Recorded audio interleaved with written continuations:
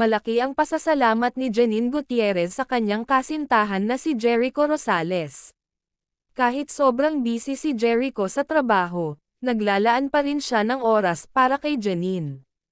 Hindi madali ang pinagdadaanan ni Janine nitong mga nakaraang buwan. Hindi lingid sa kaalaman ng lahat ang pagkamatay ng kanyang dalawang mahal na lola. Napakalungkot ng pagkawala ng mga taong naging haligi ng kanyang pagkabata. Sa kabila ng lahat, hindi siya pinabayaan ni Jericho. Laging nariyan si Jericho upang damayan siya sa bawat lungkot at pangungulila. Hindi naging hadlang ang hectic na schedule ni Jericho sa pagmamahal niya kay Janine.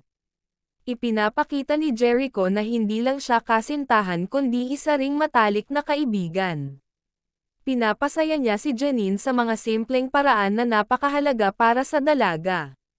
Marunong si Jericho na makinig sa bawat hinaing ni Janine. Hindi niya hinayaan si Janine na maramdaman ang pag-iisa sa gitna ng matinding lungkot. Dahil dito, lalong lumalim ang pagmamahalan nila. Nagpapasalamat si Janine dahil may Jericho siyang masasandalan sa mga oras ng pagsubok.